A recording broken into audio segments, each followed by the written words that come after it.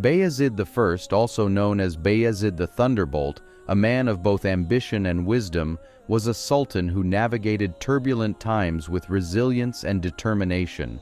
His story is a testament to the strength of character and leadership that can shape the course of history. Welcome back to Turkic Tales, where we explore the fascinating history, origins, and facts about the Turkic people. We're thrilled to have you back on our channel as we embark on an immersive journey through time. Today, we'll uncover the story of Bayezid I, the fourth Sultan of the Ottoman Empire. Join us as we delve into his remarkable life and reign. Let's get started. Sultan Bayezid I, the fourth ruler of the Ottoman Empire, played a crucial role in shaping its destiny. Born in 1360, he was the son of Sultan Murad I, who ascended the throne in the same year.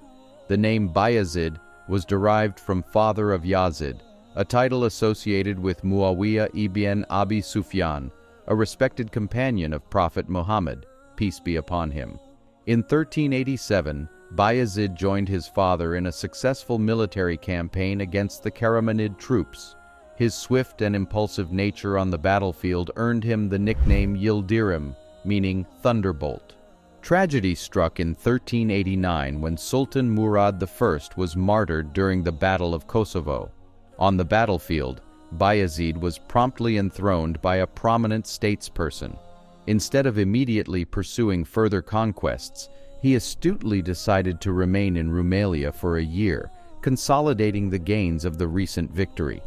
With remarkable political acumen, Bayezid opted not to destroy Serbia, but rather made a diplomatic agreement with the sons of the fallen Serbian king. This wise move endeared the Ottoman Empire to the Serbian people, who pledged their loyalty to Bayezid's rule. During Sultan Bayezid's campaign in Rumelia, the Anatolian Beyliks joined forces under the Karamanids' leadership to challenge the Ottomans. In the Sultan's absence, Bayezid swiftly conquered lands belonging to the Saracanids, Aydinids, Germianids, Hamidids, Isfandiarids, and Mentesh Principality without facing opposition. Former leaders of these regions were appointed as governors under Bayezid's rule. Meanwhile, during the Battle of Nigbalu, Bayezid defeated Ali Bey of the Karamanids, who had betrayed both Sultan Murad I and Bayezid himself. The Ottoman Empire's influence expanded to include the Kadi Burhaneddin Principality, the capture of Malatya from the Mamluks, and the Dulkadir Beylik, acknowledging Ottoman suzerainty. This extended the Ottoman borders from the Mediterranean to the Black Sea, reaching the Euphrates River. It marked a period of Anatolian unity not seen since the Seljuk era.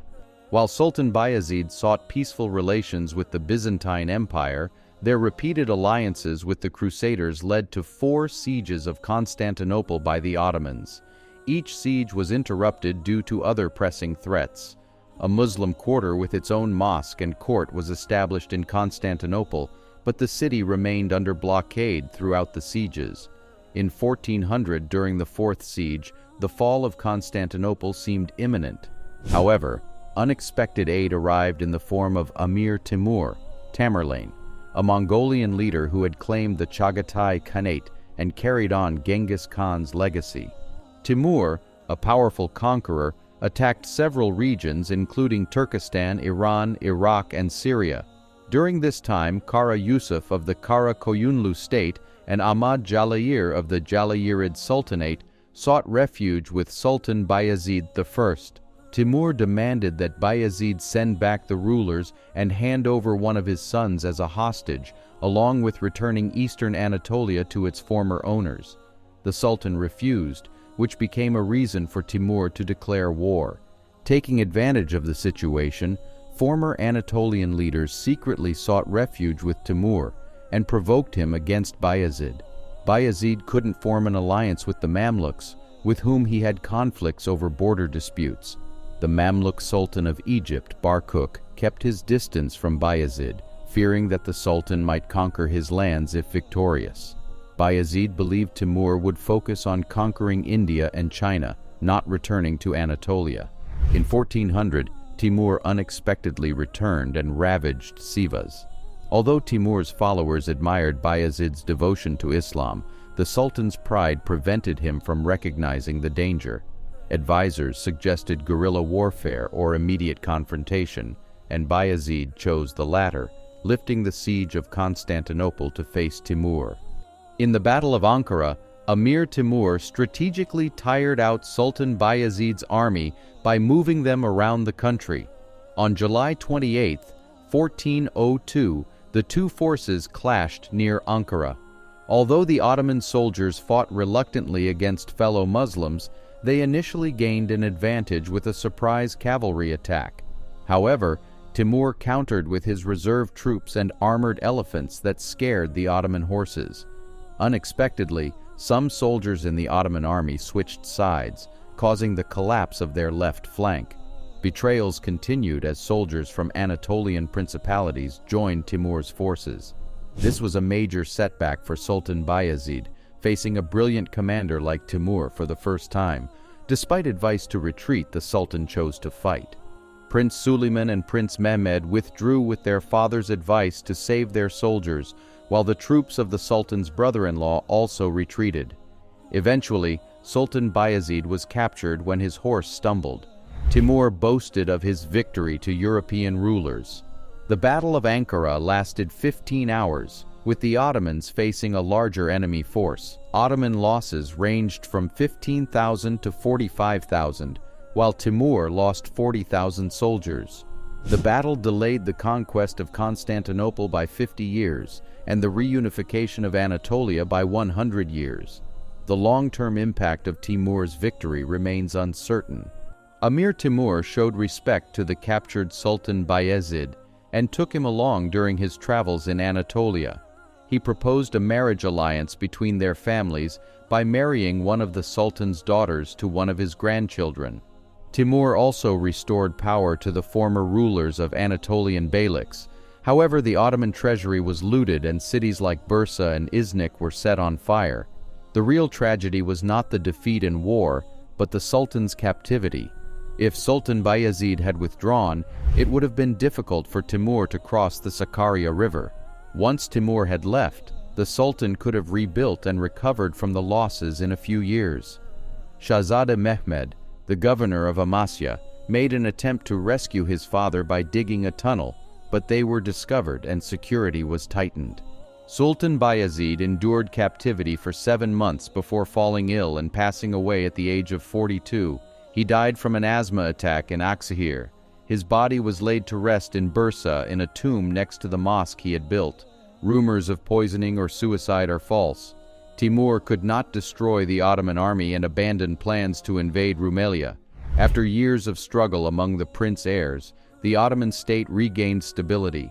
It eventually grew into an empire, conquering Constantinople 50 years later thanks to its strong principles and resilience. Sultan Bayezid had multiple marriages, including a political alliance with Devlet Hatun. He had 7 sons and 6 daughters, with Hundi Hatun marrying the scholar and advisor Mehmed Semseddin. Known as Emir Sultan, he bestowed a sword upon Sultan Bayezid and has a famous tomb in Bursa. Sultan Bayezid had a distinct appearance with a round face, light complexion, and a curved nose. He wore Khorasani turbans and elegant velvet kaftans. Despite his wealth, he was cautious with state expenses. He prioritized the welfare of the people and completed numerous charitable projects. Notable among them is the Grand Mosque of Bursa, as well as hospitals, madrasas, soup kitchens, and Turkish baths in various cities. He also brought a doctor from Cairo to one of the hospitals. Sultan Bayezid was a skilled commander, known for his bravery and pride. His goal was to unite Anatolia and establish Ottoman dominance in Rumeli by conquering Istanbul. He expanded the empire from 500,000 to 942,000 square kilometers in just 13 years. He implemented a rule that judges should sustain themselves through court fees. Sultan Bayezid left a remarkable legacy of architectural projects, territorial expansion, and a commitment to the welfare of his people. According to the historian Ibn Hajar, Sultan Bayezid was an exceptional ruler.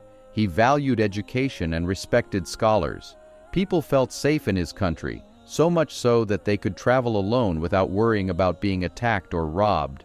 If someone had a problem, they could easily approach Sultan Bayezid for help. We sincerely hope that you enjoyed this video exploring the intriguing life of Sultan Bayezid. We value your feedback and would love to hear your thoughts in the comments section below. Let us know what you would like to see next on Turkic Tales, as we strive to bring you more captivating historical adventures. Don't forget to like, subscribe, and stay tuned for upcoming content.